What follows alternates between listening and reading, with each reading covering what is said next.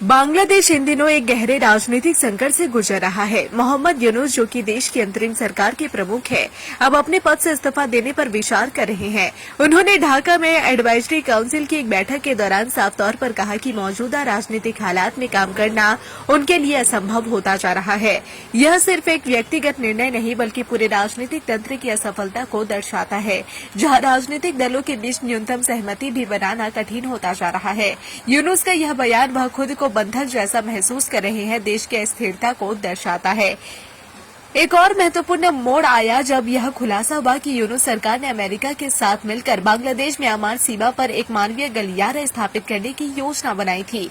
इस डील को गुप्त रूप से अंजाम दिया गया, जिसे सेना प्रमुख जनरल वकार उज़्ज़मान नाराज हो गए। उन्होंने दिसंबर तक चुनाव करवाने का अल्टीमेटम देते हुए सरकार को चेतावनी भी दी। इससे स्पष्ट है कि देश की सिविल और सैन्य व्यवस्था के बीच टकराव है, जो भविष्य के लिए खतरनाक संकेत है। यूनुस न केवल राजनीतिक पार्टियों से बल्कि छात्र संगठनों और आम जनता से भी घिरे हुए हैं। विरोधी दलों ने इस साल के अंत तक चुनाव कराने की मांग को लेकर सड़क पर प्रदर्शन तेज कर दिए हैं। महफूज आसिफ और खलीलुर रहमान जैसे नेताओं को सरकार से बाहर निकालने की मांग ने इस विरोध को और हवा दे दी। इससे पता चलता है कि जनता और राजनीतिक संगठन अब मौजूदा सरकार से पूरी तरह से असंतुष्ट है।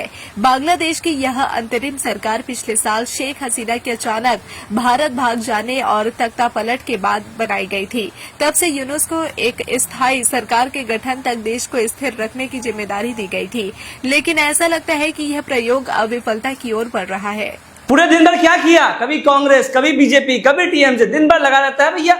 हाँ, न्यूज देखते देखते इस समय आ गया भाई साहब, अपना व्यापार खड़ा करना है, अपने बिजनेस को बड़ा करना है। चालू करिए अपने कपड़े का व्यापार, हमारे साथ में कंपनी वेट कर रही है इतना सारा आइटम लेकर के। अभी का भी कॉल करिए। बांग्लादेश इन दिनों एक गहरे राजनीतिक संकट से गुजर रहा है। मोहम्मद यूनुस, जो कि देश की अंतरिम सरकार के प्रमुख है, अब अपने पद से इस्तीफा देने पर विचार कर रहे हैं। उन्होंने ढाका में एडवाइजरी काउंसिल की एक बैठक के दौरान साफ तौर पर कहा कि मौजूदा राजनीतिक हालात में काम करना उनके लिए असंभव होता जा रहा है। यह सिर्फ एक व्यक्तिगत निर्णय नहीं बल्कि पूरे राजनीतिक तंत्र की असफलता को दर्शाता है, जहां राजनीतिक दलों के बीच न्यूनतम सहमति भी बनाना कठिन होता जा रहा है। यूनुस का यह बयान वह खुद को बंधक जैसा महसूस कर रहे हैं, देश की अस्थिरता को दर्शाता है। एक और महत्वपूर्ण मोड़ आया जब यह खुलासा हुआ कि यूनुस सरकार ने अमेरिका के साथ मिलकर बांग्लादेश म्यांमार सीमा पर एक मानवीय गलियारा स्थापित करने की योजना बनाई थी।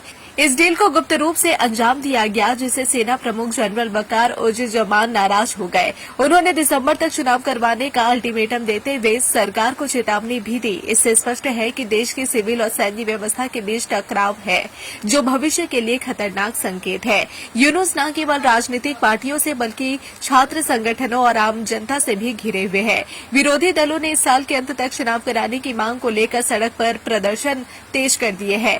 महफूज आसिफ और खलीलुर रहमान जैसे नेताओं को सरकार से बाहर निकालने की मांग ने इस विरोध को और हवा दे दी। इससे पता चलता है कि जनता और राजनीतिक संगठन अब मौजूदा सरकार से पूरी तरह से असंतुष्ट है।